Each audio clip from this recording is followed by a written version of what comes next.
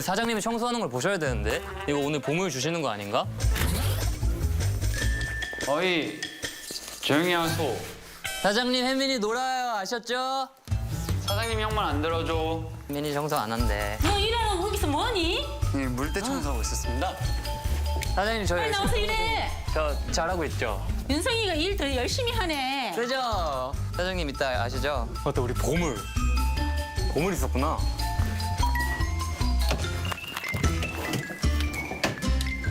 뭔가 이 방 있을 것 같은데.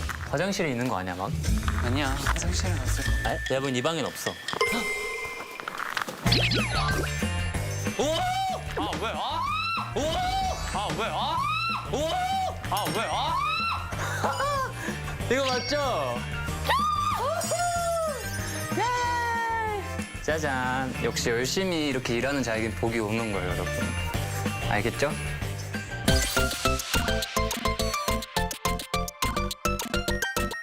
아이고 청소한다고 고생했다 오늘. 고생했습니다. 그래 힘들었지? 얘는 고생 안 했는데요? 나 했어요. 뭐래, 얘 청소 안 하는 거 보셨죠? 다 자, 찍혔죠? 고생했으니까 2층에 올라가서 우리 뷰 좋으니까 저 위에 가서 조금 쉬다가 가자. 테라스? 테라스 있어. 한번 올라갔다 와. 네. 아, 이런 걸 맨날 하시는 거 아니에요? 다녀오겠습니다.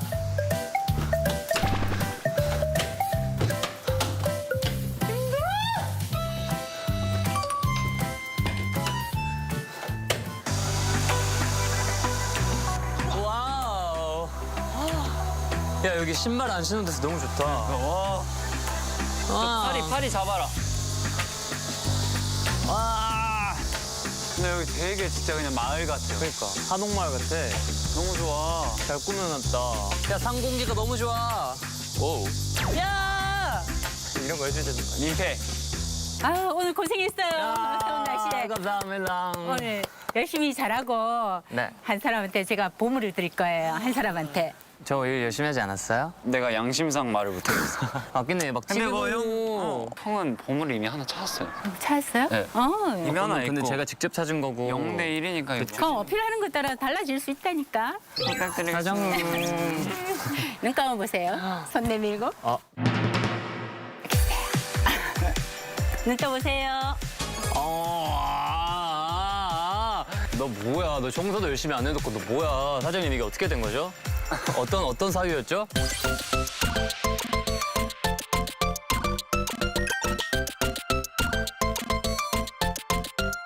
다음 장소를 청소하기 위해 이동해 보겠습니다. 저는 혜민이 모드를 조금 대충 해볼게요. 다음 청소는. 네, 사람은 열심히 살아야죠, 여러분. 다음 청소를 열심히 해보도록 하겠습니다. Let's go!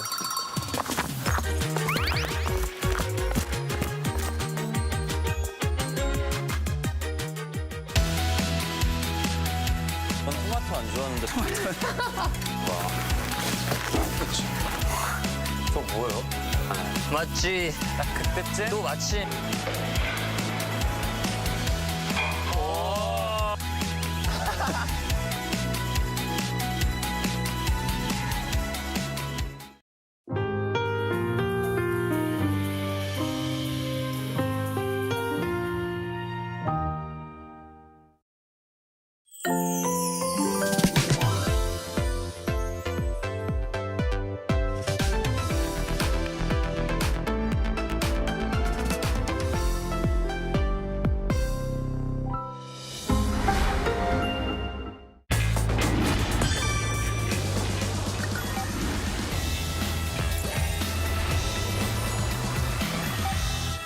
Are you curious about Korean cultural heritage?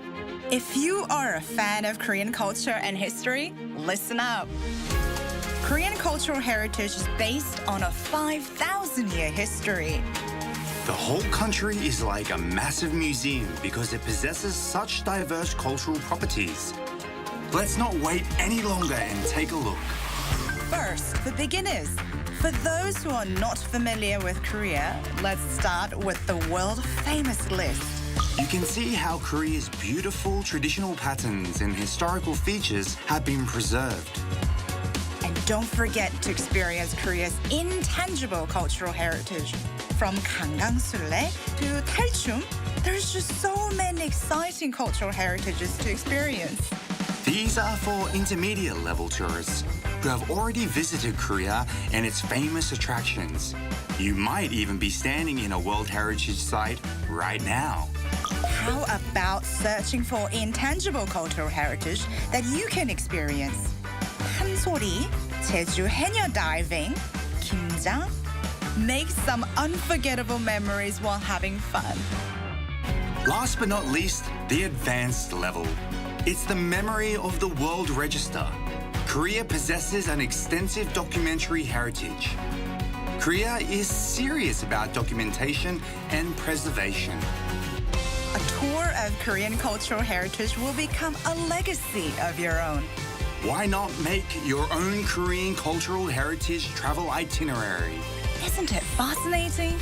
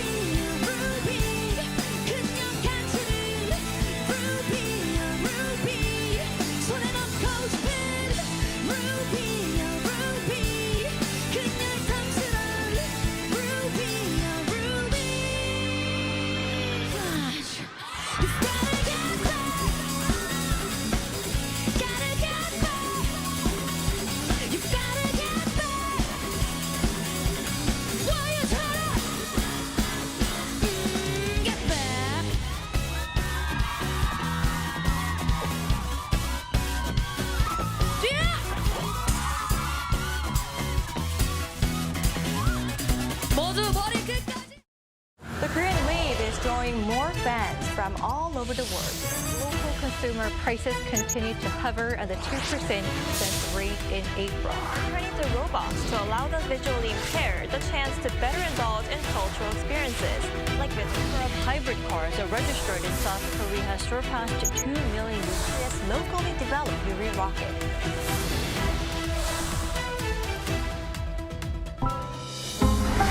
아리랑 도시는 세계와 연결되어 문화를 창조했고 새로운 것을 받아들였다. 함께여서 우리는 더 자유롭고 더 멀리 갈 수 있어. 닫힌 문이 아니라 열린 질문으로 나에게 에이펙은 자유, 융합, 국제성, 다양성, 포용, 개발. 신라의 정신이 에이펙 2025로 이어집니다.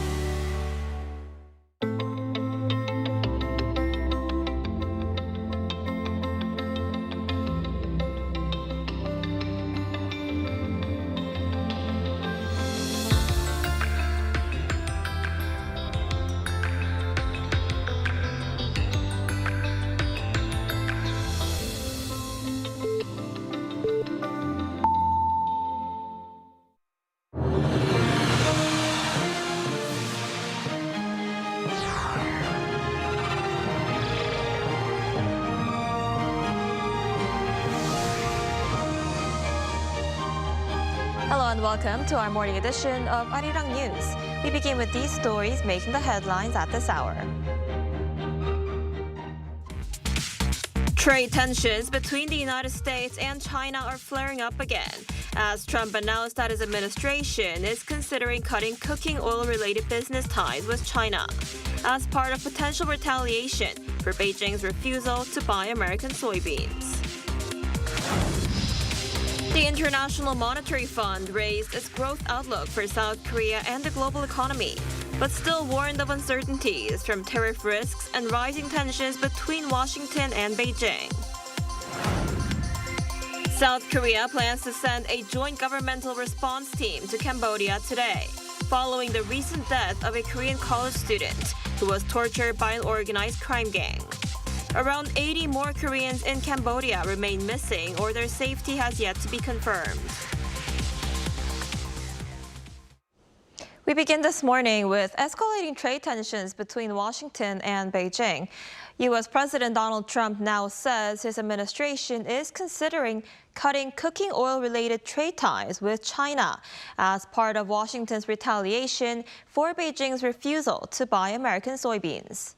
Our Lee Seung-jae reports. Tensions between the United States and China are flaring up again, this time over soybeans and cooking oil.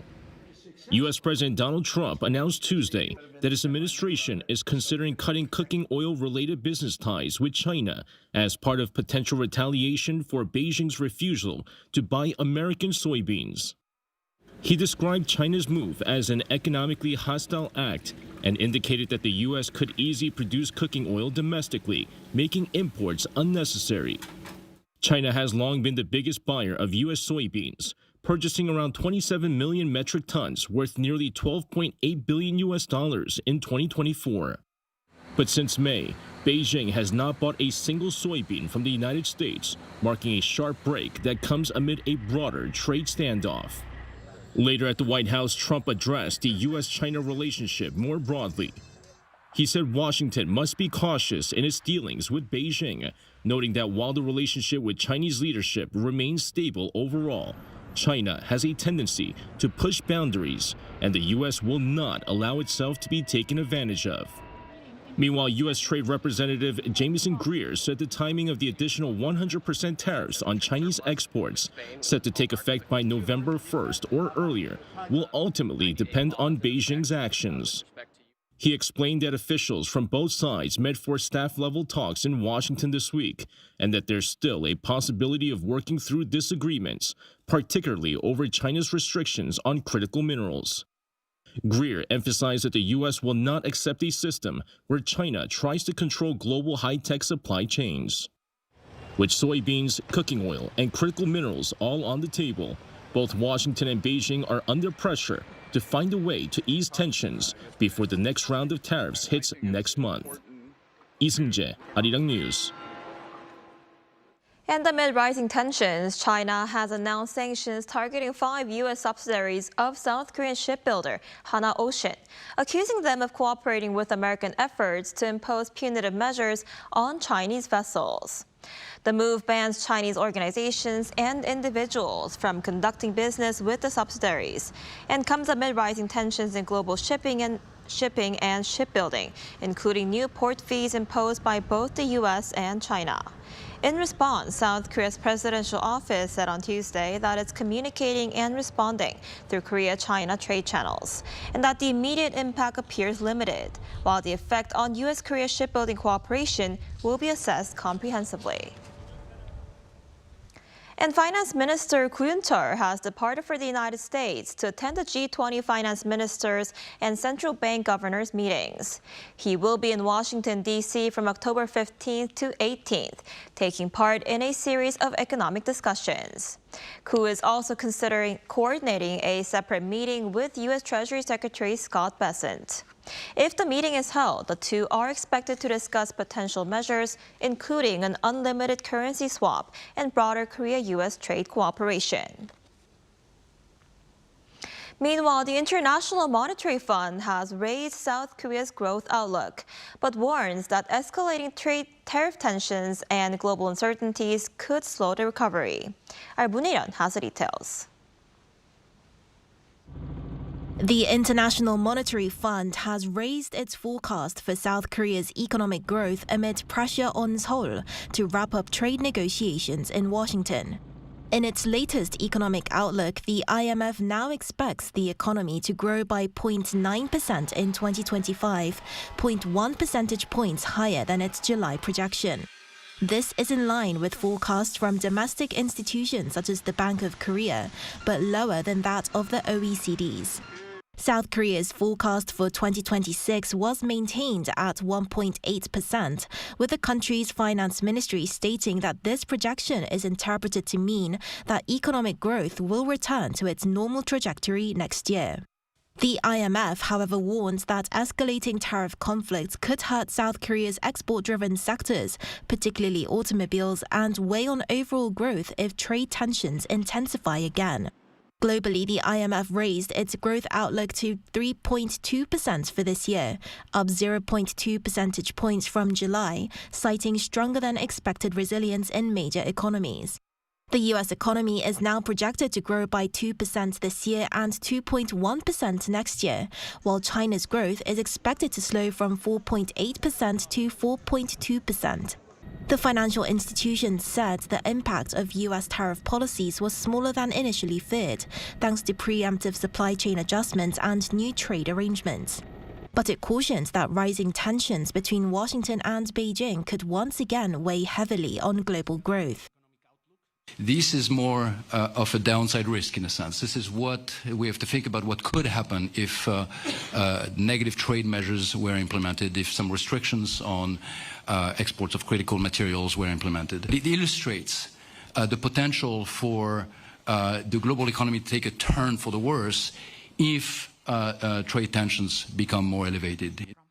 It also pointed to the ongoing AI investment boom as a potential source of instability, warning that if the bubble bursts, it could echo the shock of the internet stock bubble bust of the early 2000s. 문혜련, Arirang News.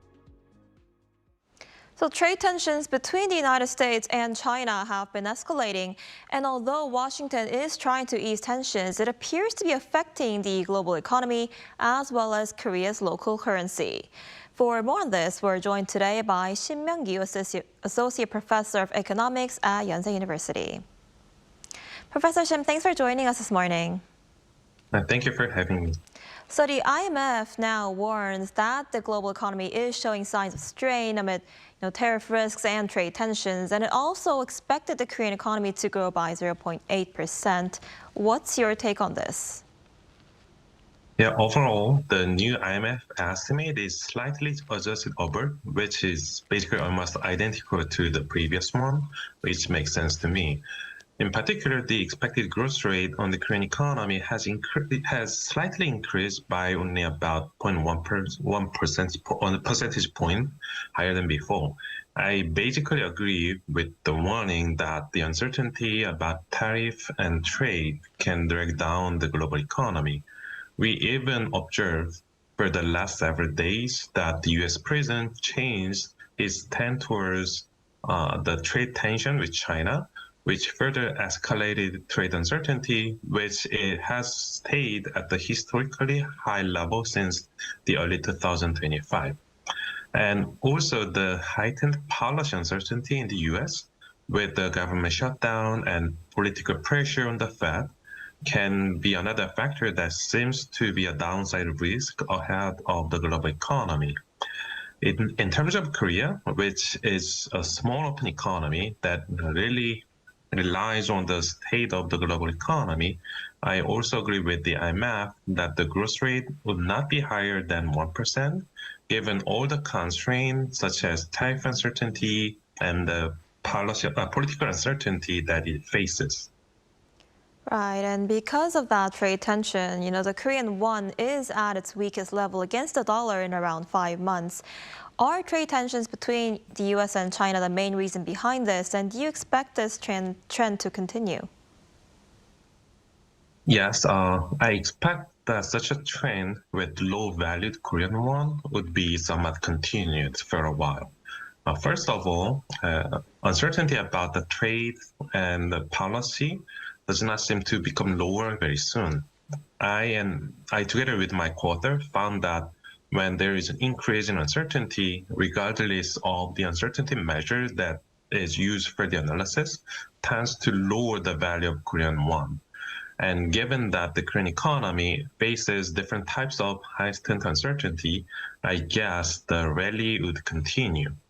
Second, the uncertain state of the trade tariff conversation with the U.S. seems to continue so that it can make the investors to worry about the Korean economy.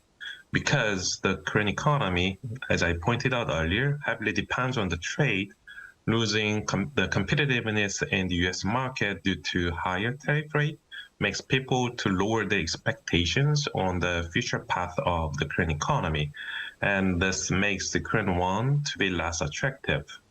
However, I would like to point out that the low Korean won would be a kind of good news for the exporting firms because it lowers the price of the goods that is exported from Korea. So it might cancel out, at least partially, the negative effect of higher tariff. I see. And there's also uncertainty surrounding the trade negotiations between Seoul and Washington as they've yet to reach an agreement on tariffs. The Korean government says Washington, has presented a new alternative proposal regarding the $350 billion investment fund. How do you think the South Korea-U.S. tariff negotiations will play out?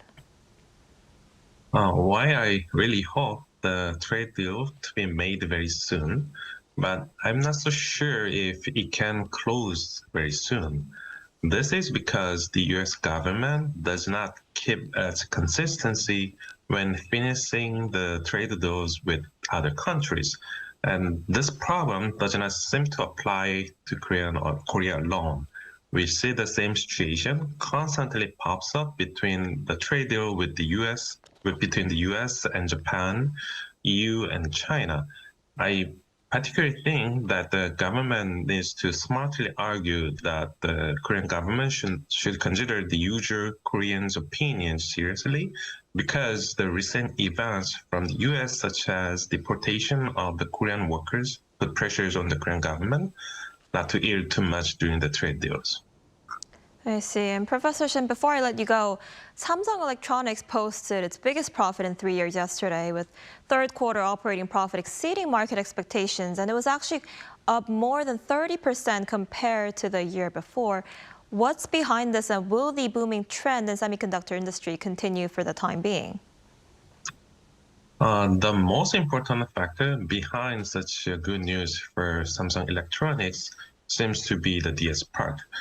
Its operation profit was 0.7 billion won, which increased by about 17 times from the previous quarter, which is really a huge change. And this is driven by the increased demand for the memory chips, thanks to the AI booms. And another important factor was its success in selling the new smartphone, which enables Samsung Electronics to earn about 0.3 billion won from the smartphone production part alone. And the state of the market seems to be also favorable for Samsung Electronics, at least for a while, because the market for DRAM memory chip is expected to expand more in the upcoming quarter, according to the market research firm. That's good to hear. All right, Professor Shim, thank you so much for your insight today. We appreciate it. Thank you.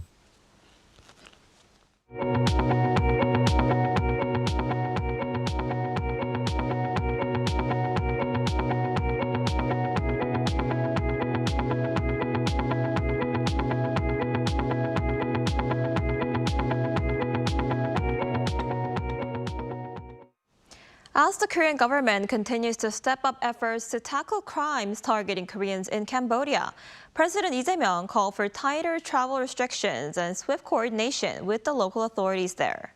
The country now plans to send a joint governmental response team to Cambodia today. Our top office correspondent Yoon Jung-min tells us more.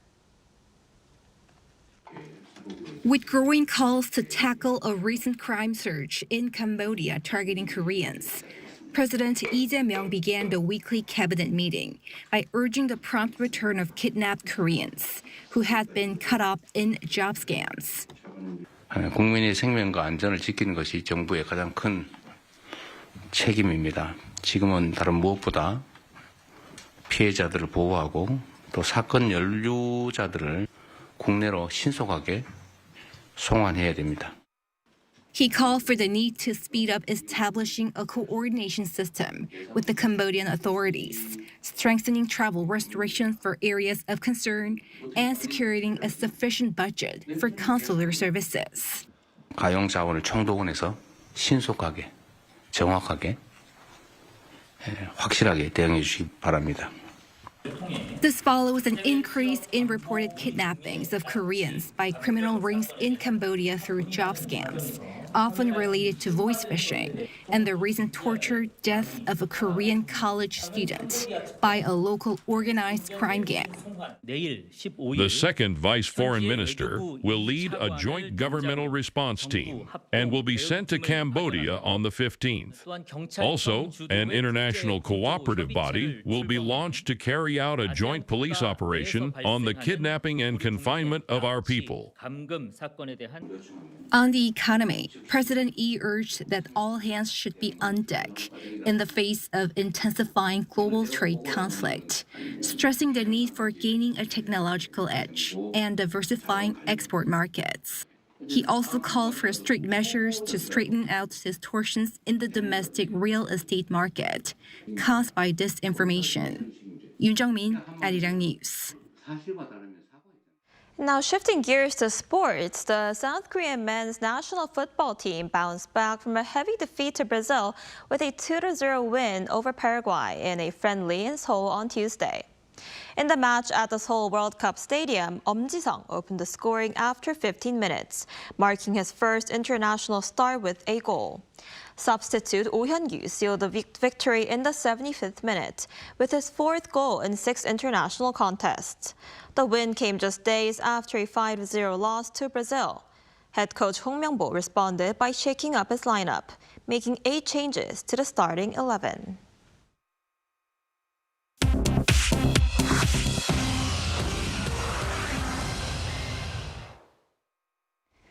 Good morning, I'm Chu Ji-hyun, and this is The World Now. Israel has received 4 more hostage bodies from Gaza, part of the ongoing exchange under a U.S.-brokered ceasefire with Hamas. The coffins, escorted by troops, were taken to the National Institute for Forensic Medicine for identification. Officials say families have been notified and vow effort, quote, will not stop until every hostage is home. In Jerusalem, President Donald Trump addressed Israel's parliament, where he warned Hamas to disarm or be disarmed. Meanwhile, the Red Cross confirmed 45 Palestinian bodies from handed over in Khan Yunis, many still unidentified. Now to Madagascar, where the military says it has taken control of the country and dissolved key government institutions after the president fled amid weeks of protests. The announcement came after minutes after lawmakers voted to impeach the president, who had gone into hiding following mass demonstrations over poverty and corruption. Cheering crowds filled the streets of the capital as soldiers declared they would lead a 2-year transition, draft a new constitution, and then hold elections. The presidency described the move as a coup d'etat and insisted that the elected government remains legitimate. Regional observers urge calm as the country faces its deepest political crisis in a decade. According to UN reports, there have been more than 20 deaths since the unrest in Madagascar began last month. In the U.S., Federal Reserve Chair Jerome Powell has said the country's economy is on a somewhat firmer trajectory than expected, even as hiring and firing remain at historic lows. Speaking in Philadelphia on Tuesday, Powell noted policymakers will take a meeting-by-meeting approach to future rate cuts as they weigh persistent inflation against a weakening labor market. Powell said private data suggests that both layoffs and hiring remain low, even with official figures delayed by the ongoing government shutdown. He added that the uptick in inflation mainly reflects tariffs rather than broader price pressures. The central bank cut rates by a quarter point last month and is widely expected to do so again at its next meeting in 2 weeks. R&B and soul singer D'Angelo has died from cancer, aged 51, his family confirmed. Born Michael Eugene Archer in Richmond, Virginia, D'Angelo was celebrated for pioneering neo-soul, blending R&B, jazz, and hip-hop. His 3 albums, Brown Sugar, Voodoo, and Black Messiah, won 4 Grammys and reshaped modern soul music. The video for his hit titled How Does It Feel became a defining moment of his career. Tributes from artists poured in, including Doja Cat, who praised him as a, quote, true voice of soul, and Jennifer Hudson, who said, quote, we lost a true original today.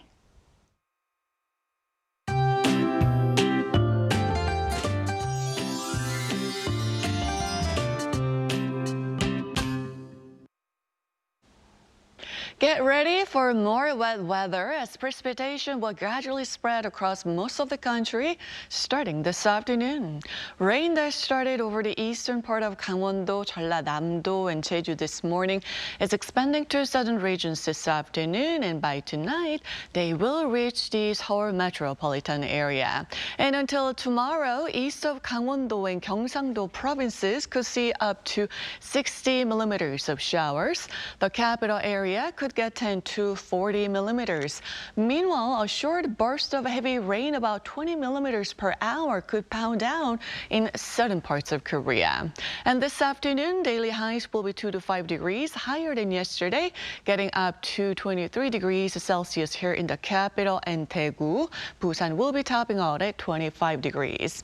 Now, the good news is that this frequent nationwide rain is finally expected to clear out by Saturday morning, bringing back brighter skies. However, be prepared for a major shift on Sunday as temperatures will take us to late autumn weather.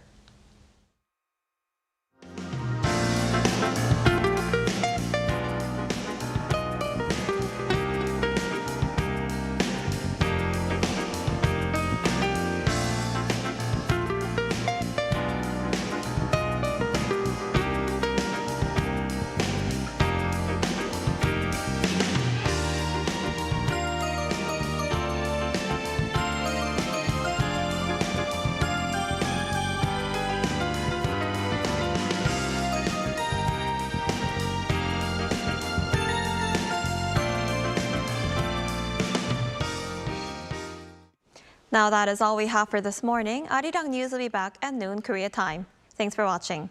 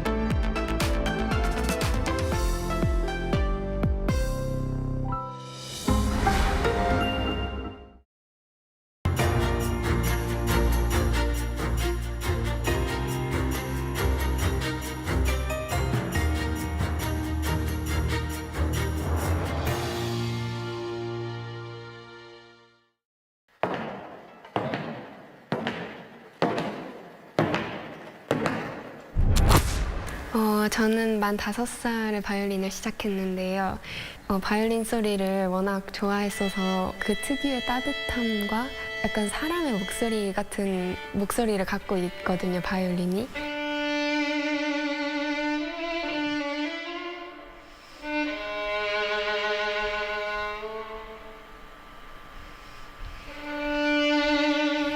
저는 무대에 올랐을 때보다는 이제 혼자 연습할 때 더 큰 희열을 느끼는데 제가 표현하고자 하는 음악이 잘 나왔을 때 그때 가장 큰 기쁨을 느끼는 것 같아요. 그래서 저만의 색깔을 어떻게 하면 찾아갈 수 있을까 그걸 제일 많이 고민하는 것 같아요.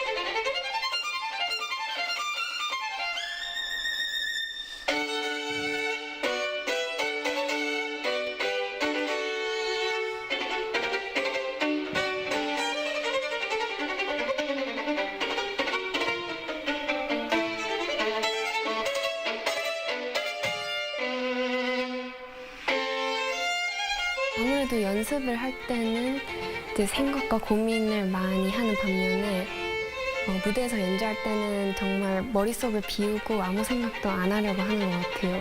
무대에서는 자유롭게 콩쿨 무대도 저만의 독주라고 생각하는 자세를 가지려고 하고 있어요.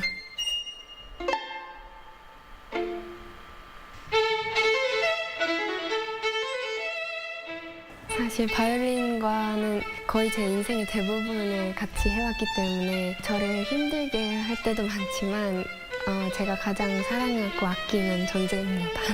작곡가가 전달하고 싶은 메시지와 또 제 자신이 관객들에게 전달하고 싶은 메시지를 모두 다 설득력 있게 잘 전달할 수 있는 그런 연주자가 되고 싶습니다.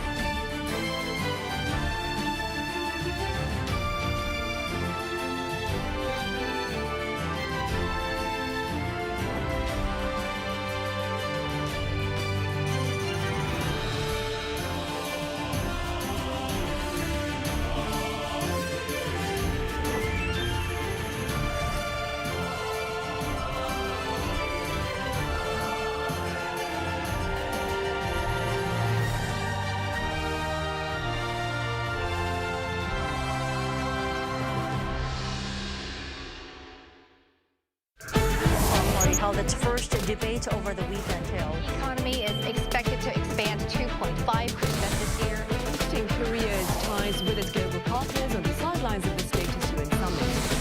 It's a massive drone attack on Ukraine overnight on Monday and Tuesday.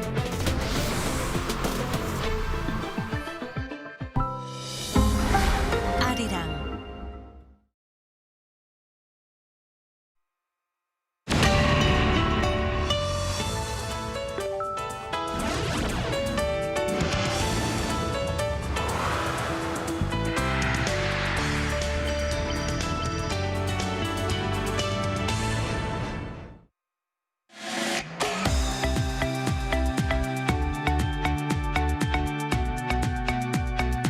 We're here to bring a new type of news show.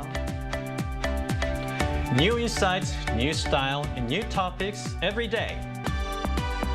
We are News Generation. Bringing news just for you. It's Wednesday, October 15th here in Seoul. I'm Isijin, and this is News Generation. Joining us today is Ki. Happy Hump Day. Happy Hump Day. And also Brooke is with us. Hello, great to be back. Good to have you. And both are here to speak on behalf of people in their 20s and 30s. So it's the middle of the work week, and while many of us are already daydreaming about our next weekend getaway, there's been some interesting travel news coming out of the region. So recently, headlines have been buzzing about a change in travel rules between South Korea and China. As of September 29th, South Korea allowed visa-free entry for travelers from China. So Ki, can you explain why this change is significant? How long will it remain in place? Sure. So the visa-free entry was introduced on September 29th, 2025. It is temporary and pilot program that will run until June 30th, 2026.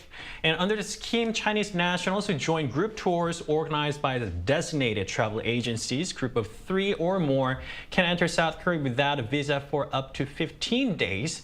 And the program does not apply to individual Chinese travelers, only to those traveling via eligible group tours. But as there always has been, there's an exception for Jeju-do Island. The existing visa-free policy for both individual and group Chinese tourists to Jeju remains in place, allowing stays up to 30 days. And one main aim is to boost tourism and stimulate the domestic economy by attracting more Chinese visitors. It also serves as a diplomatic purpose as a reciprocal matching move following China's earlier decision to grant visa-free access to South Koreans. Now, this started from the previous administration, and getting a visa for China, there's many different ways. There's agencies who are doing it for you, and sometimes it costs like $30, $3, $100 before the move made by Chinese government. And we are trying to get the momentum of these foreign diplomacy going, especially with upcoming APEC in Gyeongju. Which is something we all look forward to. So do you think this recent change in travel rules will have a noticeable impact on the number of tourists coming to Korea from China, Brooke? So we've already seen signs of recovery in Chinese visitor numbers lately. So it makes me wonder if this policy could further accelerate this trend. I do think so, and I'll go into more specific numbers later, but we should see a visible lift in the number of Chinese visitors that are coming to South Korea thanks to this new pilot program, which Ki so nicely explained for us. And I think that this pilot really was strategically timed. They actually cleverly launched it right before China's National Day Golden Week, which fell from October 1st to the 8th. And sure enough, in Myeongdong in Seoul, which is one of the hottest tourist spots, reportedly they saw massive crowds of Chinese tourists wearing their T-shirts and with their agencies. And it was just a really vibrant, fun atmosphere that reflects the fact that there has been a revival and an increased sense of momentum in terms of the bilateral tourism between the two countries. And I think that is wonderful to see. South Korean officials also project that this new policy, along with the travel surge that happened over the holiday, as well as the upcoming APEC summit, is going to better the relations between the two countries. And it also could result in more than 1 million additional Chinese tourists visiting South Korea in the first half of next year. So really positive signs for things to come. So with this reinstatement of the visa-free entry to Korea, there's likely to be an even bigger new wave of Chinese tourists eager to rediscover the country from its pop culture to its food and fashion. So let's take a look at the screen to learn more.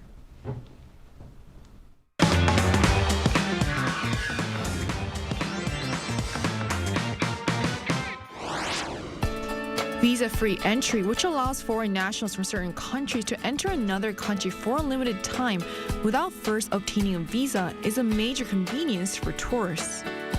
With South Korea reinstating visa-free entry for Chinese nationals, the country is expected to see renewed enthusiasm for Korean culture and travel. It's now easier than ever for Chinese visitors to come and experience Korea's rich history, vibrant pop culture, and everyday life, whether for the first time or as a long-awaited return. Today on News Generation, we'll take a closer look at why more young people from China are visiting Korea and how the country is becoming one of the trendiest and most sought-after destinations around the world.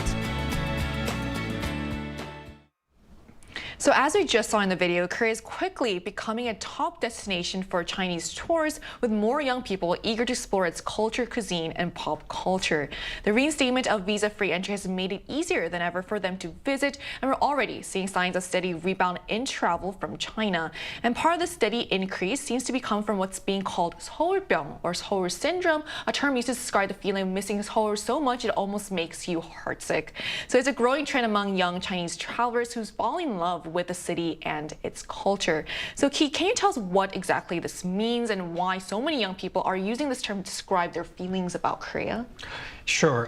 As a Seouler for all my life, this kind of is a new term for me. But the term Seoul syndrome is a new buzzword among young Chinese travelers describing the feeling of longing for Korea after returning home, or even sometimes on the way to the airport returning home. I've seen some video footages and it's quite interesting. And it's become a trend on Chinese social media where countless posts and share heartfelt reflections such as Seoul is my utopia. There's no cigarette smell or car honking on Seoul street, and I miss the old singing rooms and spicy tteokbokki. And these posts reveal a growing nostalgia for moments, the atmosphere experienced in Seoul, a city that continues to captivate visitors long after they've left. So So that's really interesting. It sounds like for a lot of them, Seoul isn't just a city they visit, the feeling that they carry with them afterwards. So it's also really cool to see that what they remember most isn't just landmarks or shopping, but those small everyday experiences that for us we sometimes kind of take for granted, such as like street food.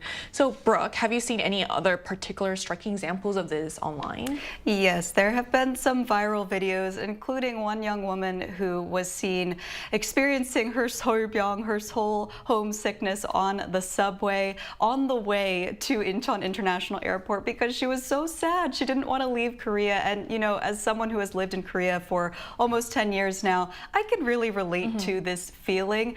Of course, I love going to the U.S. and seeing my family. I miss them terribly. But back in the old days, I used to think of it as like, oh, I'm going back home for a little bit. But now when I visit the U.S., it's the opposite. I think, oh, I'm going back to home, which is Korea now. So it's really changed for me. This has become my home. And I think if I ever permanently had to leave, I would also cry on the way to the airport because it's just such a great place to live. And this is not just anecdotal evidence, right? You can see it in the numbers themselves. So if you take a look at the screen here, I'll walk you through them. According to the Korea Tourism Organization, Chinese arrivals to Korea rose from about 2 million in 2023 to 4.6 million in 2024 after the COVID-19 pandemic, showing great recovery, like we mentioned earlier. And it actually reached 3.12 million from January to July 2025. So that's just half the year. And now it showed that it was up 17% compared to the same period last year, which I think means that by next year, when we revisit these numbers, I think we're going to see an even greater statistic showing that there are more and more Chinese visitors that are eager to come to South Korea, especially thanks to this new policy that we've been talking about. I think we're really going to see this trend continue to rise. I think that's so sweet that you now consider Seoul your home. I do. So what are some little things that kind of make it feel like home? Oh gosh, I have to say the food. I think I love Korean food so much, and I actually miss it. Even when I'm in the U.S. for only a week or two, I find myself just craving a good bowl of tteokbokki or chapagetti. I'm just so hooked on Korean food. So whenever I come back, I am very excited to order some paedae and just sit and enjoy the Korean flavors. I also just think that Korea has that feeling of jong, you know, like you just kind of feel that sense of closeness with people because it's such a group-oriented society. I feel safe when I land. It just feels like I'm in this nice, comforting little bubble when I'm in Korea, and that's why it feels like home to me. You also mentioned some stats, so that's quite a significant jump. It really shows how strong the rebound in travel has been since the pandemic. So it seems like the combination of Korea's cultural appeal and the easier traveler policies is clearly driving up those tourism numbers. But beyond the stats, I'm sure there's also an emotional side of this trend that Brooke also mentioned. So Key, why are so many young Chinese people experiencing what's being called Seolbyung or Seoul syndrome? What is it about Korea that makes such a lasting impression on them? I think Seoul syndrome is already permanent for Brooke because for the fact that she's saying 배달 instead of food delivery. That's right. So, That's a good point. So pundits say actually this whole syndrome is more than just a case of post-travel nostalgia. It reflects a deep yearning for Korean culture and the city itself. So they know daily life in Korea leaves an impression that goes beyond ordinary travel memories. It's remembered as a moment of healing and freedom.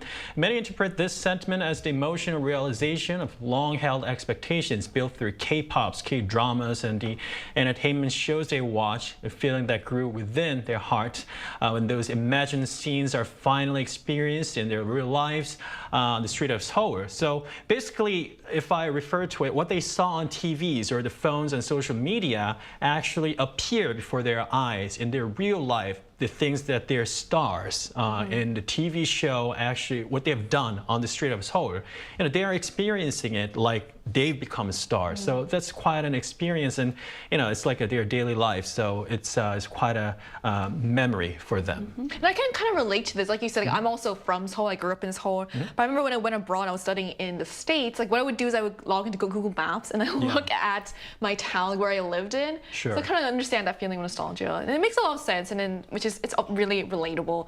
So, and I also, like I said, I grew up here, but I understand this excitement you feel when you finally visit a place you've only seen in books or on screen. So it really sounds like for many young visitors, Korea represents a kind of ideal, a place where they've, you know, admired their pop culture. It becomes something they can finally experience for themselves. So Brooke, has the Chinese media noticed this trend, and if so, what have they said about why young people are so captivated by Seoul? Well, we've mentioned the Korean wave, but Chinese media and Chinese commentators have also pointed out they've pointed to more practical and structural factors that might be behind this feeling of Seoul homesickness. And I can really attest to this. As we all know, Korea is quite a safe country. There's CCTV everywhere that is installed, and it makes you feel safer at night, especially. It's also very easy to navigate, and the city boasts one of the most efficient and cleanest public transportation systems. I really can't speak highly enough of it. And additionally, Chinese analysts have pointed out that not only is it safe, efficient, and clean, but the no smoking culture in terms of the transit, people find that very appealing. Also, they say that female tourists feel more comfortable when they come to Korea because they have things like safe return services for late at night, so you can feel safer during those evening hours. And additionally, they say that it's just because Korea is very well connected. Seoul, the city's urban infrastructure, is extremely convenient and, like I said, easy to navigate. So for all of these reasons, people are finding it very, very tempting to come to Korea. Now, there are some critics of this Seolbyong, and they say that it's because it reflects perhaps a tendency to maybe escape reality by coming to Korea and kind of going into this fantasy world, which could be detrimental emotionally. And I see their point, but honestly, I've lived here almost 10 years, and I would say that being here has changed my life for the better completely. I really love living in Korea. I think that order, convenience, calm, all of those things have become a part of Seoul's brand, and it's always in the headlines. And I think that's why we're seeing more and more people come. It's not just about the soft power, which we've mentioned. It's also about this sort of infrastructure that Korea has that just makes it really convenient to live in. So like you said, it's not just K-pop or dramas, but the little things that like smoke-free atmospheres in Seoul's public spaces, or how safe people feel walking home at night. And I can see how that might feel refreshing or even ideal to someone visiting from a totally different environment. And it's also interesting that some people viewed it as escapism, maybe a sign that a lot of young people in China are looking for a bit of relief or freedom from daily pressures. And there are also a lot worse mediums to find place to escape. So I feel like this is not, it could be worse. And so to learn more, we are going to share our personal thoughts about this Seoul syndrome, Seolbyong experience. So that conversation will take place right after break, so don't go anywhere.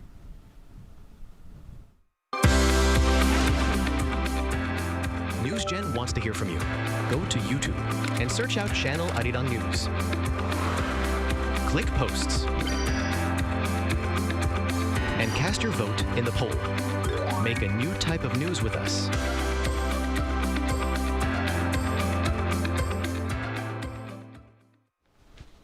So now we're going to shift the conversation a bit and talk about what we've personally seen, heard, or experienced when it comes to this feeling of homesickness and longing for Seoul. So it's something that's resonating with so many people lately, even beyond China and among us too. So Key, are you seeing a lot of young people in China feeling a strong longing or emotional attachment to Seoul after visiting? Are they missing the city and the experience they had there? You are a perfect person to ask because you have actually lived in China before, right? Well, yeah, because I went to graduate school in China, and then, well, that time was early 2010, so it's a bit different situation right now. But then many young Chinese travelers I know who've been to in Seoul right now, they often share their travel experiences on their own version of social media. For example, they don't have the access to Google, so that means they don't have Facebook or Instagram, like two probably one of the most famous platforms in all over the world where we constantly upload their posts. But then when you actually take a look at it, every time they go to Seoul, they upload the food and the beauty products they haven't bought, and they talk about the beauty treatments they haven't fully experienced. And many people organize their Seoul travel memories into photo albums and vlogs, feeling reluctant to looking back at them repetitively, and then they even uploaded photos of their plane ticket, saying that, oh, they're going to go to Seoul again. And it's relatively closer, obviously. Seoul in, Beijing or any part of China. Well, I'm not going to say any part, but part of China are quite close. So, they always miss the easy experiences that they get from Seoul. And that's another thing. So just like what Brooke was saying, they kind of make Seoul a fantasy world, sort of. So, for among the young generation, I guess Seoul is one of their top top destinations to go nowadays. Right, I feel like the fact that they're planning these repeat trips really says a lot about how much they appreciate Korea. Sure. So Brooke, so what do you see as the positive and negative aspects of this trend though? Well, I think the positives are obvious. It's just fun, right? It's fun to live in Korea. It's fun to even just visit Korea. There are many enriching life experiences that you can have here. You get to see another culture, see all of those spots that you've only seen in movies or in dramas, like we mentioned earlier. You can go to those places and experience them in real life. And so I think that there are many benefits to coming to visit and getting to have all of those great memories. If we go into the more negatives, I would say, like I mentioned earlier, some critics say that maybe it is a way of running away from their problems, that they perhaps are over-idealizing Korean culture. The beauty standards here are talked about a lot. People worry that maybe they will develop, inferiority complexes, or perhaps they will try too many, beauty treatments or things like that. So that's a worry. Another worry is when you come for a visit, you might be so excited to see all of this, amazing fashion and beauty and all of the shops that you might irrationally spend. You might go on a little bit of a shopping spree. So I could understand all of these perhaps pitfalls of coming to Korea and getting so attached to it that you get this seolbyong. But at the same time, I think it's a rather harmless term. I think what it's really speaking to is that nostalgic kind of heartwarming feeling of going to a place that you really feel connected to. So I don't think that we should attach a negative connotation to this, because I've lived here, I love it here, and I would recommend anyone to come here. I think it's a great thing for both of the countries. It helps reduce any stereotypes between the two people. You can learn more about each other, learn more about each other's cultures. To me, it's all positive. Right, I think learning about other people's cultures really makes you understand them better, and enriches your experience as well. So far we've talked about how Seoul is more than just a travel destination. It's a city that many dream about and long for, even after returning home. And Brooke just highlighted the positive aspects of her personal experience as well that have made Seoul her home, which seem to far outweigh any of the challenges that were mentioned. So it's not just young travelers from China who are drawn to Korea. So Key, what is it about Korea that's making it such a popular destination, especially for the younger generations? So why are more and more people choosing to visit? Well, thanks to the K-wave, K-pop culture, interest in Korean culture keeps growing. But these days, travelers come to Seoul for many different reasons, not just K-drama landmarks or K-pop pilgrimages, especially with K-pop Demon Hunter booms going on. To be fair, this should date all the way back to early 2000 with Winter Sonata or 겨울연가, where the original K-wave actually started. So if you take a look at the screen together here, according to a survey by the Seoul Tourism Organization among foreign visitors who came to Korea last year, the top reasons for choosing Seoul was shopping and food and culinary experience. So shopping accounting for 57% and food was similar, accounting for 56%. And I was born and raised in Korea, so I didn't really appreciate how beautiful Seoul was. I think Brooke can back me up on this. Seoul is actually a beautiful city, and that's why it accounted for 33% of people came to appreciate the view of Seoul. And the same survey also showed impressive numbers, a revisit rate of nearly 50%, and an overall satisfaction level stood at 92%. And that's a clear proof that Seoul continues to win the hearts around the world. Right. So which result from that survey would be your personal favorite? Well, for me, I've graduated from shopping, so for me, definitely food. Food's a good answer. Yeah. Yep. So shopping and food are all things that were mentioned, and so that actually doesn't surprise me. It's actually great that it's not just K-pop and dramas that are bringing people here. And with half of the visitors returning and a 92% satisfaction rate, it's clear that people are really enjoying their time in Korea, which makes me guess that their travel experience is really more than about just ticking off the usual tourist spots. So Brooke, how are younger visitors from abroad experiencing Korea differently these days beyond the traditional sightseeing? Well, I would say that young people, they want tourism these days that mirrors what Korean young people are actually doing in their daily lives. So some examples of these include the 인생 네컷, and that means life 4cut. It's just a style of photo booth picture, and I'm telling you, I have these all over my wall at home. I take them all the time with my friends. It's just a great way to document your memory that you are sharing together. They also want to go and eat tteokbokki. A lot of people like to do those spicy noodle challenges. lounges. They also love to go to the 편의점 or convenience store and again, try out these snacks that they've seen go viral online. And another one that I want to talk about, this one is very special to me, very near and dear to my heart.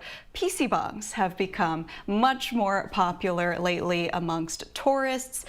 One of my favorite activities is to go to a PC bong in Korea. I love to go with my friends, order some spaghetti and play some League of Legends. The atmosphere is just phenomenal. And I'm not the only foreigner who enjoys using PC bongs. In fact, one recent card data survey shows that foreigners' use of PC cafes is up by about 36% year over year. And this does not surprise me as you're seeing this delicious looking food on screen. That is a big draw. You do not have to be a big gamer to use these PC bongs. If you're a student, you want to do your homework, you can go there. I've seen people go to just watch a movie together. It is so nice to be there.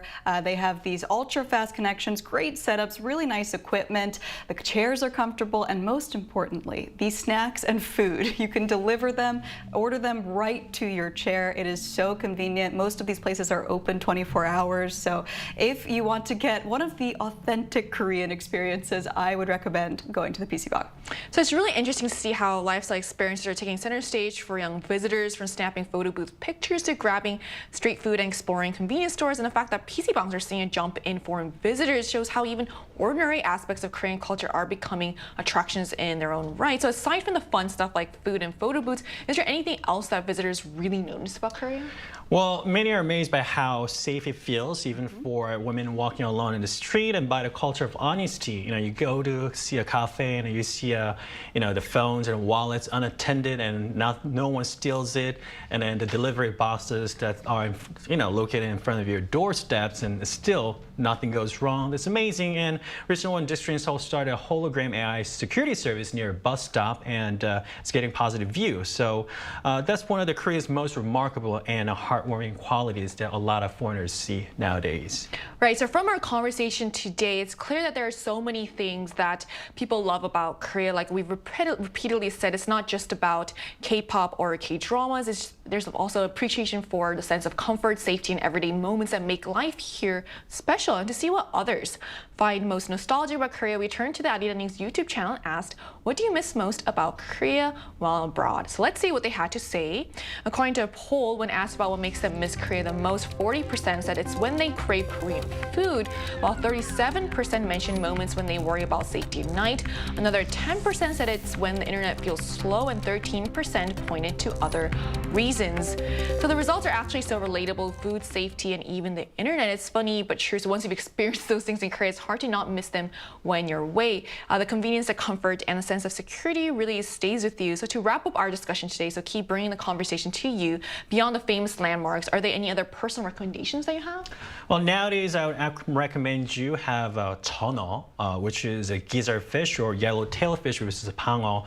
전어, there's an old saying that the 집 나간 며느리들은, the runaway daughter-in-law, would turn back and return home because it's so delicious. So it's the season, so you should try it. It's authentic cuisines that you can't really try outside of Seoul. And also, there's a lot of great cafes in the northern part of Seoul where public transportation can't reach because it's located in the hilly area. So I really recommend you to actually stop by in those great areas. So Korea's global appeal keeps growing, not just because of K-pop or K-dramas, but because visitors find something deeper. It's amazing how Korea has become more than just a travel destination. It's a feeling people carry with them. So whether it's discovering hidden spots, enjoying street food, or simply feeling at home in a new city, it's clear that Korea's appeal goes far beyond tourism. It's an experience that stays with you. And that brings us to the end of today's episode of News Generation, but News Gen will be back tomorrow at 10:30 a.m. Korea time with more stories and discussions. A big thanks to Ki. Thank you for coming in, as well Brooke. Thanks for having me. And to our viewers, thank you so much for tuning in, and we hope you have the best day. We are News Generation.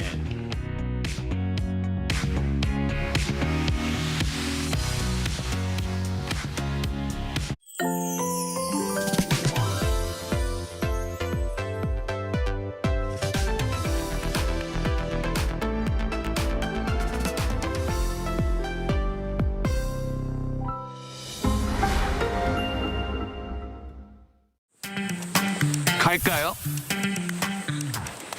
갈까요?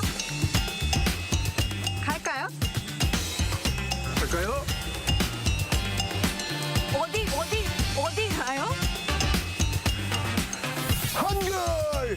한글! 만나러!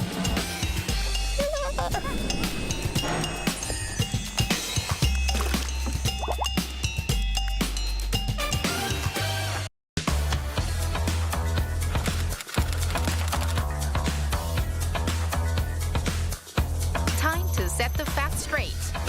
Get Korea right. K-culture is sweeping the globe. K-pop, K-drama, K-movie, K-food, and even K-beauty. Korean cultural content is gaining more and more fans worldwide. It's indeed the golden age of K-culture. But with this growing interest comes an increase in misinformation about Korea. There's so much inaccurate information out there. Even AI can sometimes get it wrong. So, we must set things straight and correct all the misinformation. So here's the plan. The Voluntary Agency Network of Korea, VANK, and Arirang TV present the Get Korea Right project. Our goal is to provide accurate information on important keywords that come to mind when we think of Korea. Blatant errors and false claims that distort history. It's time to set the record straight, sharing the true history and culture of Korea while raising the national brand. Let's get started with Get Korea Right. Are you ready to join?